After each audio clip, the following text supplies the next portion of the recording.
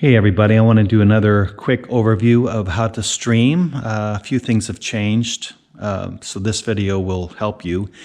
And I will leave this video on the laptop at the pulpit so you can watch it before streaming just to get a refresher. First thing is to turn on the mixer, and these settings are correct.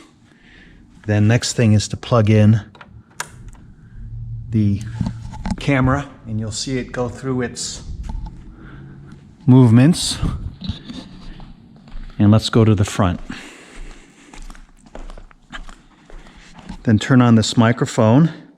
There should be a red dot. You can change the batteries out if there isn't one, and turn this off afterwards. But you can leave it on during the whole service. And back here we have Jill's lav receiver and the wireless mic receiver. And this is for the power amp, so you can hear in the service. And Jill's unit is here. She'll turn that on and off when she needs to, but everything else should be left on. Here are new batteries in case the handheld wireless mic doesn't turn on.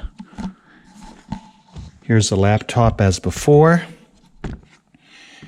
This laptop can be used anywhere on the network. It doesn't have to be here.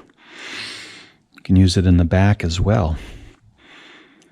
So hit enter, and the passcode is this, 4522. And so now we're just going to open up OBS, which is this program down here. If you don't see the taskbar, just mouse over it. And OBS will start. And normally we start on position 0, which shows starting soon. And these are the other positions. Here's the cheat sheet. And for example, if I hit 1, it'll move to camera position 1. And so here I am. And for lighting the chalice, people have been forgetting to hit this. We need to show both the speaker and the chalice. The table's moved right now, but it would be right here. Anyway, let's go back to starting soon. And this is the slight difference from before. Now all you do is you go start stream, and you would go to select existing broadcast. So we have two sort of waiting in the queue, but say it's October 3rd, we would select this one, and then we would go down here, select broadcast, and start streaming. I'm not going to do this now because it would just start to stream, and we would be live. And then at the end, you would just hit stop streaming. So that's the difference. Before I had you go to Chrome and go to the YouTube page. But I would recommend still that you go onto our YouTube channel once the stream is started and double check that it is streaming. That way you'll know.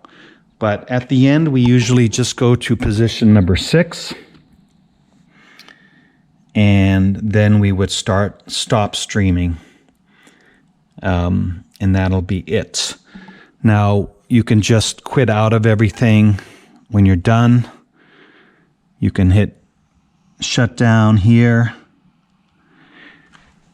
shutting down, close this, turn off these things here, turn off the lights, make sure you turn off this, and let's go to the back.